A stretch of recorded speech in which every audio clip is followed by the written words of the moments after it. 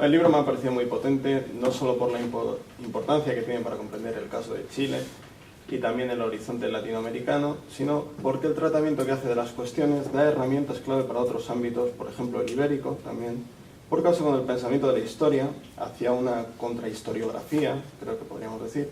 o de la filosofía política y los movimientos sociales contrarios a la representación. Por ello, me voy a centrar en un par de aspectos del libro de Sergio que me han servido mucho para pensar algunas cuestiones que estoy investigando que gracias a esta obra adquieren un mayor alcance. Me refiero a la interrogación por el cuerpo plebeyo en contraposición al cuerpo soberano en el tratamiento que Sergio hace de la obra de Kantorowicz. La cuestión en juego es de qué manera pensar este cuerpo plebeyo, efectivamente, sin que sea recompuesto en un relato neoliberal ni al modo de los estados-nación. Pues bien, si Kantorowicz funcionaba en Soberanías en suspenso para hacer un paralelismo entre, por una parte, la crisis y desmembramiento del cuerpo soberano del Estado-nación ante la inmensa acumulación global del capital y, por otra parte, la crisis de la representación del poder divino en la tierra y la consecuente geminación del cuerpo del rey en poder espiritual y poder terrenal perecedero, ejecutor del primero,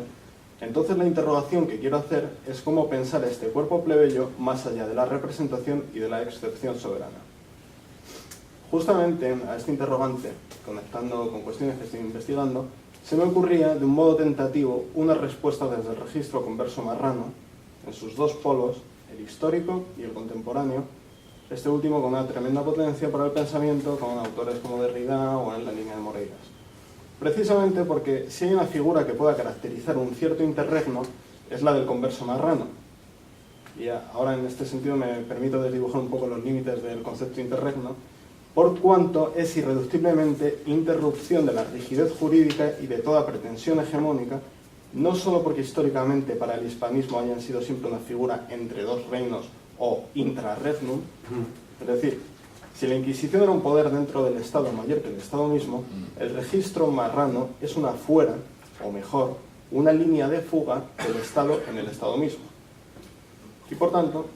sino que es interrupción también y especialmente por la dimensión para o post-hegemónica del marrano, por seguir este concepto. Esto lo veíamos en el libro de Sergio con la discordancia entre las formas jurídicas y las formas históricas, donde en el aflorar crítico de los movimientos sociales se juega la distinción entre un mero desorden episódico, esto es, no conceptualizado ni conceptualizable por la historiografía neoliberal ni progresista, y, por otra parte, la manifestación de interregno, entendido, ahora según la definición de Paul Beauvais,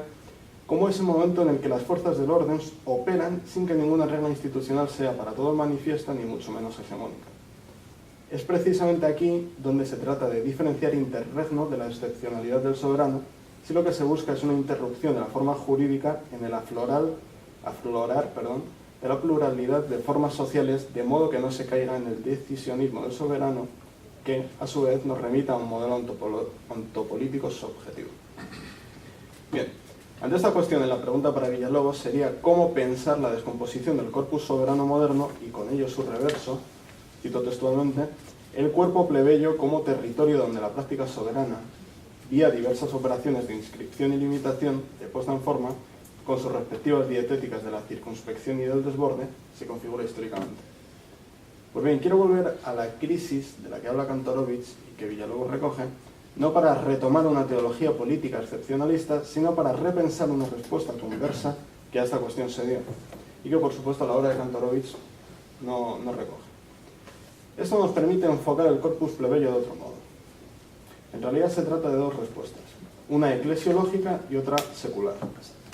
Ambas me parece que caminan en dirección a, quizá no una completa disolución de la metáfora del Corpus Christi, pero sí una modificación sustancial de la metáfora corpórea. Lo digo muy concisamente. La primera surge en el Concilio de Basilea y como respuesta, contraria al cesaropapismo, a qué ocurre con el gobierno de la Iglesia en casos de excepción. En este caso hablo de Juan de Segovia. La clave está en la negación de que la cabeza del cuerpo, el Papa, sea la representatio identitatis de Cristo, sino que esta representatio, en todo caso, sería el ánima del corpus, es decir, la totalidad de los creyentes o participantes de Cristo. Lo cual, si bien no niega la capacidad ejecutiva del soberano, sí produce la disolución de la representación a través de su disgregación en el cuerpo social. La segunda respuesta sería una reinterpretación secular del debate basiliense en Castilla, concretamente en Alonso de Cartagena, y la cuestión aquí versa sobre la virtud en el reino, entendida virtud como cualidad y como fuerza. Por tanto, versa la cuestión sobre la violencia legítima en el reino. La respuesta habla nuevamente de cabeza, pero en una descripción que retuerce la metáfora.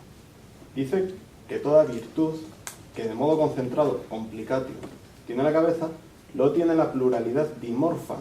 explicatio, de las partes conformantes del cuerpo social. Entonces, lo que quiero ahora es que pensemos estas cuestiones más allá de los rasgos histórico-materiales propios del contexto tardo-medieval y pensemos su embés formal conceptual. Esto nos sitúa ante una forma de cuerpo que se aleja del antropomorfismo, en tanto dislocación de la cabeza y del sentido vertical cabeza-miembros, hacia una forma que reconoce diversas partes dimorfas con distintos niveles de concentración intrarregno, complicatio virtus, y que correspondería más bien con una metáfora vegetal rizomática que en su forma extendida, explicatio virtus, posibilitaría la emergencia del interregno como interrupción de la esfera jurídica y representativa. En este sentido, las redes y nódulos de este cuerpo no solo no operan en términos de representación política, y por ello están diametralmente opuestos a la caput soberana, sino que habitan y actúan desde la dimensión infra o impolítica, donde lo que se juega no es otro modo de hacer política, sino que haya política misma. Esto sería, conectando con Benjamin, cito, la producción del verdadero estado de excepción, nuestra posición en la lucha contra el fascismo. Siendo este estado, ahora con Sergio, no un acontecimiento por venir, sino acaeciendo permanentemente en el corazón de la violencia mítica. Y aquí es donde se ve el inter-intra de la interrupción, como ruptura del sistema de la representación desde dentro mismo. Esto nos sitúa, sigo parafraseando a Sergio, en un tiempo no teológico de catástrofe que nos promete, esa es su potencia, un habitar descentrado y heterotípico más allá de la filosofía de la historia del capital.